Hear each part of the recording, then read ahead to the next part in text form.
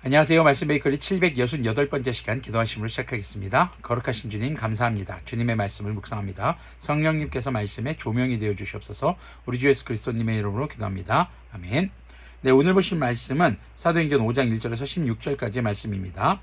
자, 그런데 라고 이제 말씀이 시작을 합니다. 어제 4장의 마지막 바로 4장 36절 7절 말씀에서는 바나바라고 불리면서 이렇게 불리는 요셉이 자신의 가지고 있는 밭을 팔아서 사도들 앞에 놓은 장면으로 끝이 났습니다. 주님 앞에 헌금한 것이죠. 그리고 사도들은 그것을 가지고 교회 어려운 사람들에게 도움이 될 수 있도록 했던 그런 헌금이었습니다.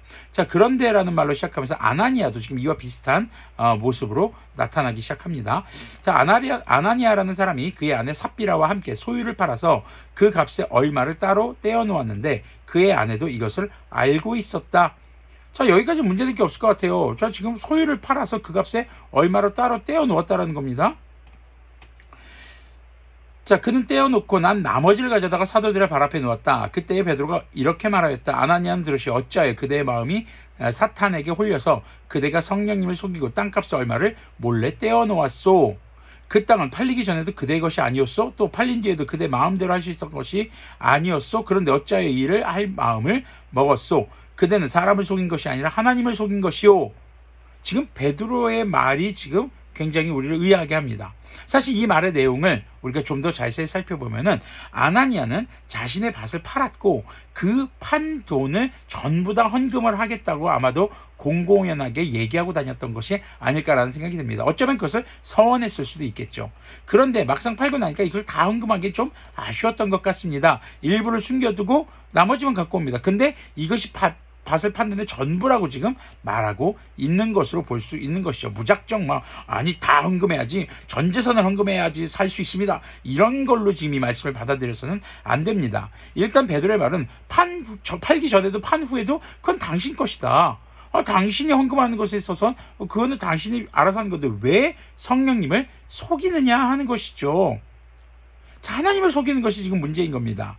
자, 이때 어떤 일이 생깁니까? 아나니아는 이 말을 듣고 그 자리에서 쓰러져 숨졌다. 이 소문을 듣는 사람은 모두 크게 두려워했다. 젊은이들이 일어나 그 시체를 쌓아서 메고 나가서 장사를 지냈다. 아니, 가족에게 알리지도 않고 바로 장사를 지냅니다. 사실 이렇게 하나님을 속이는 죄 같은 경우는 구약 성경에 나오는 출애굽기 여호수아서에 나오는 아간과도 같은 그렇게 하나님의 소유를 훔치고 숨겨둔 그 범죄와 동일하다는 동일선상에 놓고 이렇게 처벌하는 것을 볼 수 있는 그런 내용으로 볼 수 있겠습니다. 3시간쯤 지나서 아나니아의 아내가 그동안에 일어난 일을 알지 못하고 들어왔다. 자, 3시간 정도밖에 안 지난 거예요 지금. 자, 베드로가 그 여자에게 물었다. 그대들이 판 땅값이 이것뿐이요? 어디 말해보시오. 그 여자가 대답하였다. 예, 그것뿐입니다. 베드로가 그 여자에게 말하였다. 왜 그대들 내외는 서로 공모해서 주님의 영을 시험하려고 하였소? 보시오. 그대의 남편을 묻은 사람들의 발이 막 문에 다다랐으니 그들이 또 그대를 메고 나갈 것이오. 그러자 그 여자는 자리에서 베드로의 발 앞에 쓰러져 숨졌다. 젊은이들이 들어와서 그 여자가 죽은 것을 보고서 메어닥을 그 남편 곁에 묻었다. 온 교회와 이 사건을 듣는 사람들은 모두 크게 두려워하였다. 자, 아나니아와 삽비라의 문제가 뭐였을까요?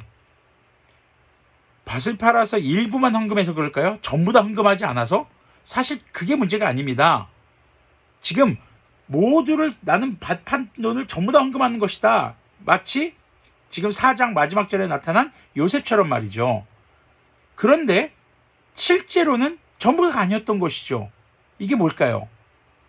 사람들 앞에서 자기가 그래도 좀 이 정도 괜찮은 사람이야 라고 내세우는 듯 하지만 물질을 속이고 있는 어디고 겉다르고 속다른 이런 모습이 지금 큰 문제가 되고 있는 것이죠. 결국에는 하나님을 속인 것으로 베드로는 평가하고 있습니다. 자, 왜 이 사건이 이렇게 지금 초대교회의 사건에서 잘 나가다가 이런 사건이 나타나는 것일까요? 어제 말씀에서처럼 서로의 소유를 나누고 이렇게 하는 모습이 있었습니다. 근데 이건 자발적인 것이었습니다. 강요한 게 아니었습니다. 오늘날도 마찬가지입니다. 우리는 당신의 것을 팔아서 가난한 자들에게 나눠주시오라고 강요할 수 없습니다.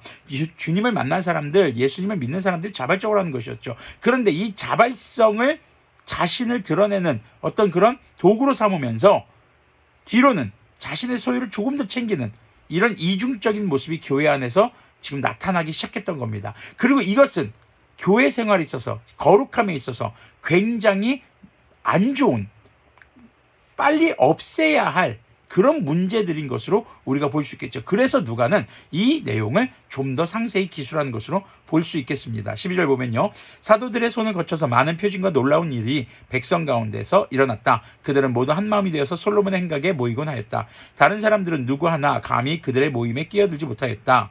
자, 여기서 보면은 그들의 모임에 끼어들지 못하는 사람들이 있습니다. 그러나 백성은 그들을 칭찬하였다. 근데 또 칭찬하는 사람도 있어요. 좋아하는 사람도 있어요. 이렇게 지금 당시 초대교회의 모습에 대해서 극명하게 나뉘는 반응들이 나타나고 있는 겁니다.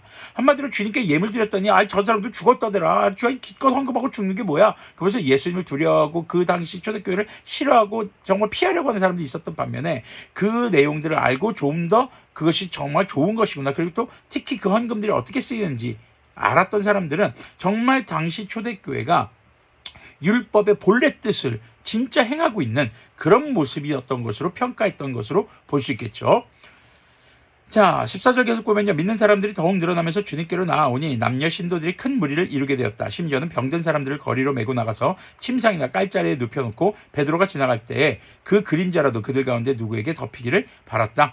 굉장히 지금 예수님이 이 승천하시기 전에 십자가 못 박히기 전에 그런 모습과 유사해 보입니다. 그렇다고 해서 베드로가 예수님급이라는 건 절대 아닙니다. 자, 또 예루살렘 근방의 여러 동네에 사는 많은 사람들이 병든 사람들과 악한 귀신에게 시달리는 사람들을 데리고 모여들었는데 그들은 모두 고침을 받았다. 자, 이렇게 초대교회는 더욱더 부흥을 하는 역사를 보여주게 됩니다. 자, 오늘 말씀 제목은 구별입니다.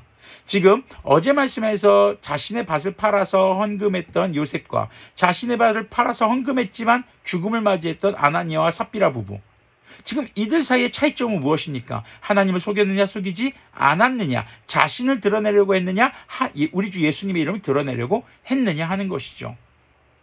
신앙생활을 하면서 주님께 헌신하면서 주님께 헌금하면서 주님께 무엇인가를 내가 한다고 하면서 나 자신을 드러내려고 하는 것, 바로 그것이 사탄에게 홀렸다라는 표현으로 여기는 등장하고 있는 것입니다. 성령님을 속인 것입니다. 하나님을 속인 것입니다. 우리가 하나님 앞에서 절대로 하지 말아야 할 행동이라고 볼 수 있겠죠. 그러면서 지금 교회 안에서 헌신도 똑같은 헌신이 아니라는 것입니다. 주님께서 기뻐 받으시는 헌신이 있는 반면에 그렇지 않은 헌신이 있다는 것입니다. 그리고 그런 극명한 대비의 사건들 속에서 사람들의 반응이 또 갈리고 있죠. 그런 사건 속에서 더욱더 초대교회의 그 모습을 더 기뻐하고 좋아하는 사람들인 반면에 그것을 피하고 이제 그것을 외면하는, 그걸 받아들이지 않는 모습들. 우리는요, 기독교가 모든 사람들을 다 아우르고 이렇게 포함하는 종교라고 착각해서는 안 됩니다. 물론 모든 사람들에게 복음을 전해야 합니다. 그런데요, 복음이 전해지고 이제 예수님 다시 오실 때가 되면요, 구별하게 됩니다. 나뉘어지게 됩니다. 믿음을 가진 자들과 믿음을 가지지 않은 자들, 예수님의 이름을 드러낸 자들과 자기 이름을 높이고 드러낸 자들, 교회 안에서도 이렇게 나뉠 수 있다는 것입니다. 교회를 다닌다고, 11조를 한다고, 주님께 예물을 드리고 교회에서 헌신을 하고 봉사를 한다고, 그렇다고 해서 구원받을 수 있는 것이 아닐 수 있다는 것입니다. 우리 신앙과 우리 마음의 중심을 다시 한번 돌아보아야 합니다. 내가 드러나려고 하는 것인가? 그러면서 하나님을 속이고 나의 이익을 뒤로는 좀 더 챙기고 있는 모습은 있지 않을까? 한번 좀 돌아봐야 할 모습이겠죠. 우리는 죄에서 구별되어야 합니다. 그리고 그것이 곧 거룩함인 것을 잊지 않기를 소망합니다. 기도하겠습니다. 거룩하신 주님 감사합니다. 주님께서 거룩하시듯 우리도 거룩할 수 있기를 원합니다. 우리 주 예수님의 이름이, 그 복음이 증거되게 해주시고 우리가 교회 안에서 헌신하고 주님의 말씀을 따라 순종하는 삶이 오직 우리 주 예수님의 이름만을 드러내는 그런 삶이 되기를 소망합니다. 우리 주 예수 그리스도님의 이름으로 기도합니다. 아멘. 네, 오늘도 주님 앞에서 그리고 세상 가운데서 거룩하게 살아가는 우리들이 되기를 소망합니다.